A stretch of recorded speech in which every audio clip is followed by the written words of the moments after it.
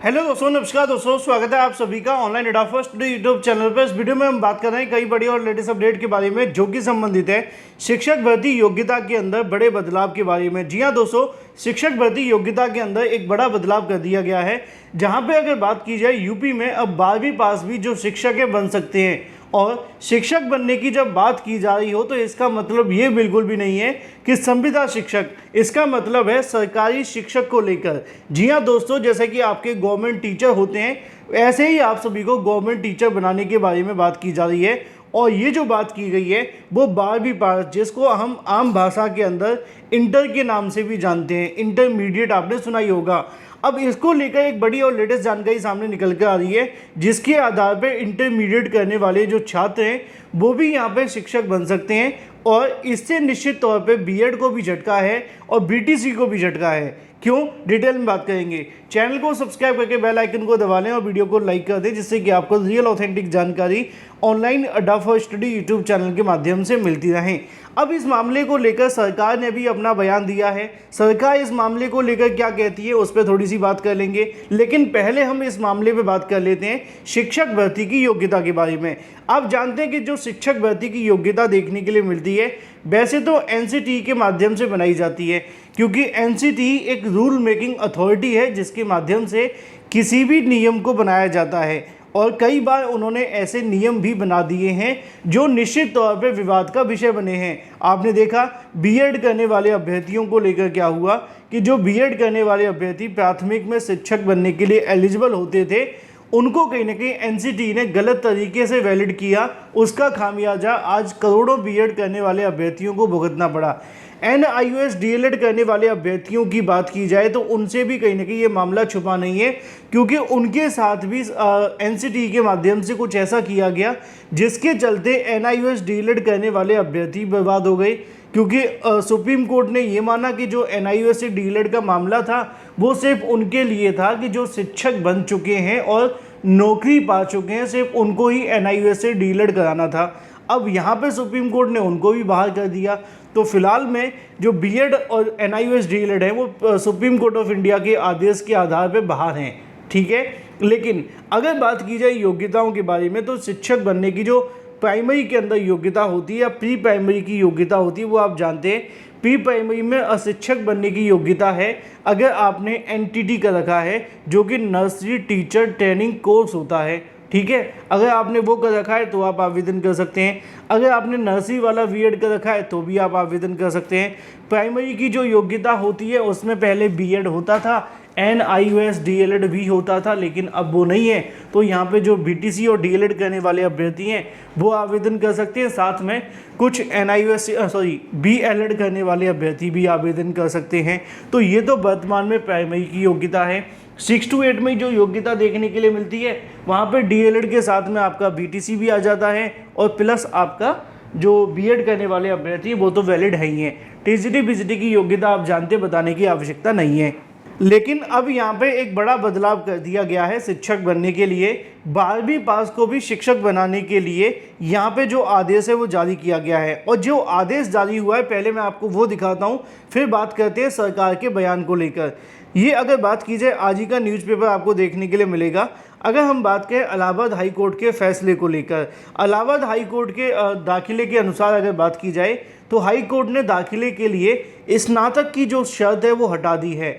अब आप जानते हैं, आपको पता होना चाहिए कि जब आप डीएलएड या बीटीसी करते हैं या बीएड करते हैं तो यूपी के अंदर एक खास चीज़ है कि आपको डीएलएड करने के लिए ग्रेजुएट होना अनिवार्य है, लेकिन अन्य राज्यों में ऐसा नहीं है।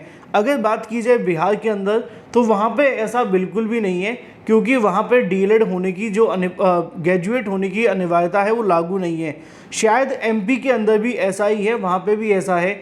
इसके अलावा और भी बहुत सारी जगह हैं जहाँ पे इस प्रकार की चीज़ें हमें देखने के लिए मिलती हैं। तो इन तमाम चीज़ों को अगर निकाल करके देखा जाए तो एक चीज़ कंफर्म हो जाती है कि ये जो भी कहीं ना कहीं यहाँ पे आप सभी के सामने वैकेंसीज होती हैं, उसके अंदर सिर्फ इन्हीं अभ्यर्थियों को मौका मिलता है जो भी डीएलएड करने वाले होते हैं। लेकिन अब जो ग्रेजुएशन के आधार पर डीएलएड करते हैं या बिना ग्रेजुएशन के आधार पर डीएलएड करते हैं, उनमें डिफरेंस क्या है वो मैं आपको आगे बताता हूँ। अब यूपी में तो यही होता था कि आपको ग्रेजुएट है, अगर आप स्नातक पास है तो ही आप डीएलएड करेंगे, अदरवाइज आप डीएलएड नहीं कर सकते।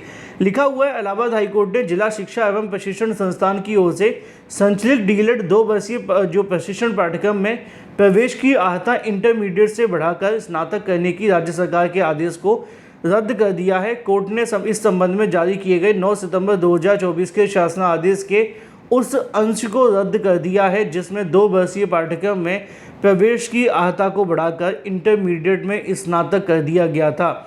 कोर्ट ने प्रदेश सरकार के निर्णय को संवैधानिक मनमाना और भेदभावपूर्ण करार दिया है। असंवैधानिक होना चाहिए था फिर तो।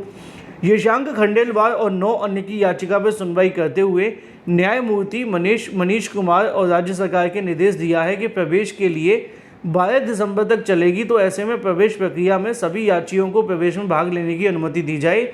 याचिका में 9 सितंबर 2024 को जारी शासन आदेश को ये कहते हुए चुनौती दी गई थी कि जिसमें डीएलएड 2 वर्षीय पाठ्यक्रम की अर्हता राज्य सरकार ने इंटरमीडिएट से स्नातक कर दिया है, जबकि डीएलएड स्पेशल कोर्स है जो दिव्यांग बच्चों को पढ़ाने के लिए प्रशिक्षण की अर्हता इंटर ही है। इससे आदेश के खिलाफ अगर बात की जाए अभ्यर्थियों में भेदभाव होगा जो डीएलएड में प्रवेश लेना चाहते हैं, क्योंकि स्पेशल जो डीएलएड कोर्स है वो अब भी इंटर और इससे वर्ग में पैदा हो जाएगा। इसी को लेकर सरकार की तरफ से यहाँ पे बहुत सारी चीज़ें दी गई हैं। इलाहाबाद उच्च न्यायालय ने राज्य सरकार के पाठ्यक्रम प्रवेश अर्हता बढ़ाने के आदेश को रद्द कर दिया है। अदालत का प्रदेश सरकार को निर्देश है कि सभी यात्रियों की प्रवेश प्रक्रिया में भाग लेने की अनुमति दी जाए। सरकार की दलील क्या है वो भी आप देख सकते हैं। सरकार की दलील है कि ये उसका नीतिगत निर्णय है। सरकार ने तर्क दिया कि उसे एनसीटी के द्वारा तय योग्यता से उच्च योग्यता तय करने का अधिकार है। यह उसका नीतिगत निर्णय है जिसका न्यायिक पूर्वालोकन संभव नहीं है। यह तभी हो सकता है जब आदेश असंवैधानिक हो। कोर्ट ने कहा कि निजी संस्थानों में इसी पाठ्यक्रम की अर्हता इंटरमीडिएट है। सरकार से डीएलएड और स्पेशल डीएलएड कोर्स के लिए अलग अलग योग्यता तय करना वर्ग पैदा करने वाली जैसी कहने की दोनों तात्विक फर्क नहीं है। इसको लेकर यहाँ पर सरकार ने ये भी कहा है कि जो हाई कोर्ट का फैसला है उसको वो चुनौती देंगे। हाई कोर्ट के फैसले को वो चुनौती देगा विभाग। डीएलएड में 12वीं पास अभ्यर्थियों के प्रवेश अवसर दिए जाने की हाई कोर्ट के फैसले के खिलाफ बेसिक शिक्षा विभाग ने स्पेशल अपील की तैयारी शुरू कर दी है। उनका कहना यह है कि बेसिक शिक्षा विभाग के अफसरों ने हाई कोर्ट के आदेश को देखने के बाद विधिक राय लेनी शुरू कर दी है। सूत्रों के अनुसार इस फैसले को जल्द से जल्द हाई कोर्ट की डबल बेंच के अंदर चुनौती दी जा सकती है। अब अगर ऐसा होता है तो इससे फ़ायदा क्या होगा? वैसे तो फ़ायदा सरकार को होगा कि जो सीटें हैं वो सारी की सारी भर जाएंगी। पिछले साल अगर बात की जाए तो 70,100 से ज़्यादा सीटें खाली रह गई थी, है ना। लेकिन अगर ऐसे ही हमें डिग्रियाँ ही बांटनी है तो फिर किसी को भी उठा करके डिग्री दे दो। मुद्दे की बात यह है कि डिग्री के साथ साथ हम इनको नौकरी भी दें तो बात बने। अगर हम नौकरी नहीं दे सकते और सिर्फ डिग्री बांटना ही हमारा लक्ष्य है तो फिर इससे अच्छा यही होगा कि हम सिर्फ डिग्रियां सबको बांट करके देते जाएं और डिग्री के अंदर ही लिखवा दें कि नौकरी की गारंटी नहीं है। फिलहाल देखना दिलचस्प होगा कि अगर ये मामला आगे जाता है तो होगा क्या।